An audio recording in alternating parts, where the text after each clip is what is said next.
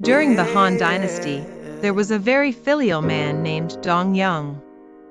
After his father's death, he had no money to provide a proper burial, so he sold himself into servitude to ensure his father's soul could rest in peace.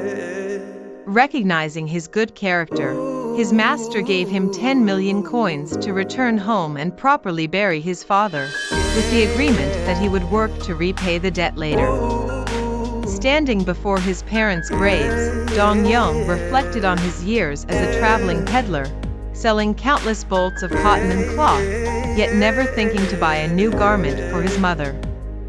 This realization brought a pang of sorrow to his heart, and a tear rolled down his young cheek.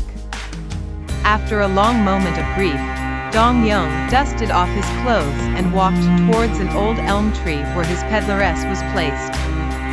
To his surprise, beneath the elm tree stood a woman of unparalleled beauty, with a smile that could captivate and enchant. "Where do you come from, miss?" Dong Yong asked hesitantly.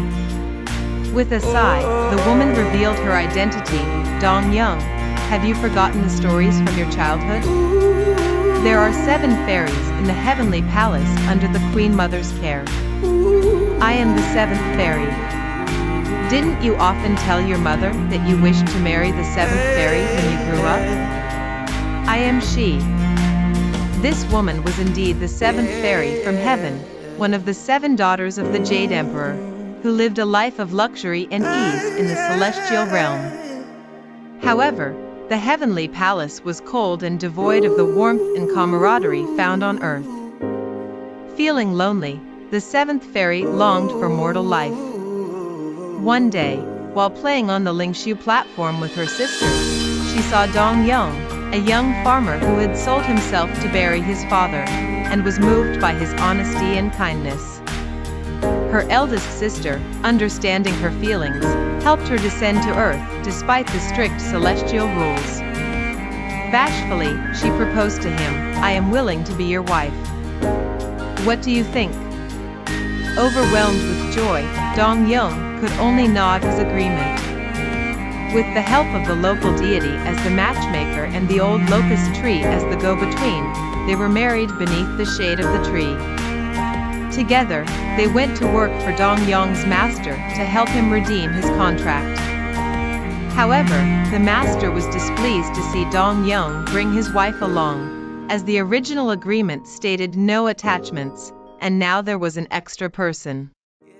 The master refused to accept them, but after much pleading, he set a condition: if the 7th fairy could weave 10 bolts of brocade overnight, the 3-year contract would be reduced to 100 days. If not, it would be extended by another 3 years. The fairy confidently agreed, though Dong Yang was worried.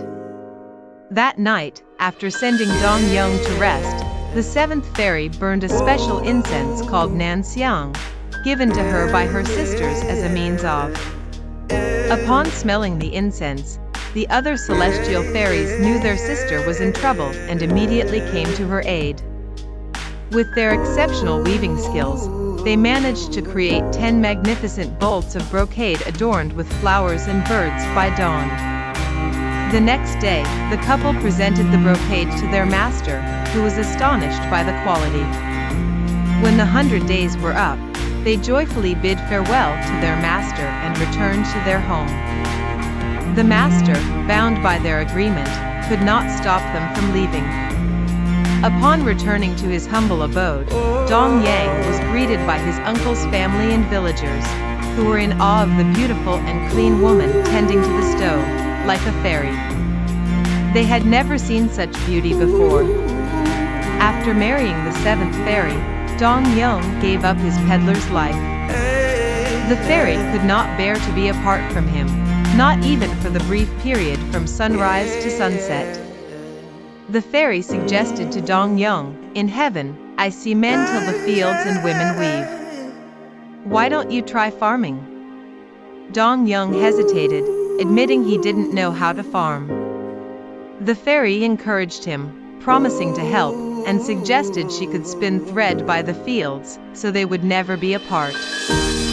Dong Yong proved to be quick-witted and learned all the farming tasks with ease. With the fairy's assistance, his crops flourished, and by autumn, he had a bountiful harvest.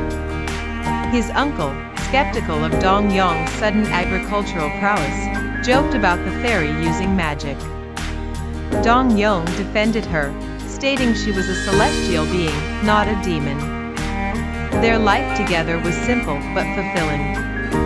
However, the Queen Mother eventually learned of the seventh fairy's descent to Earth and dispatched a heavenly army to capture her.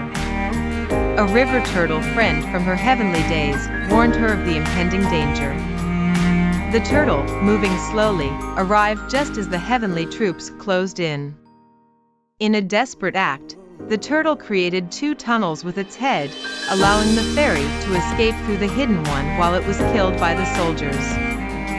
The Jade Emperor, furious at the failure to capture the seventh fairy, ordered the heavenly army to arrest her and throw her into a heavenly prison. From then on, the seventh fairy and Dong Yong were separated by the heavens and earth, never to see each other again. Dong Yang would often look up at the moon, reminiscing about his wife and the fairy, tears streaming down his face as he whispered, "Wife, where are you? I miss you so much."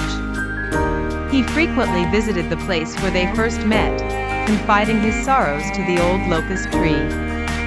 A year passed, and every day Dong Yong returned to the tree, hoping to see the fairy again. Though she never appeared, one day he found a small swaddled baby beneath the tree, the fairy's child sent back to the human world. Dong Yong raised the child, who grew up to become a top scholar and achieve the title of Zhuang Yuan.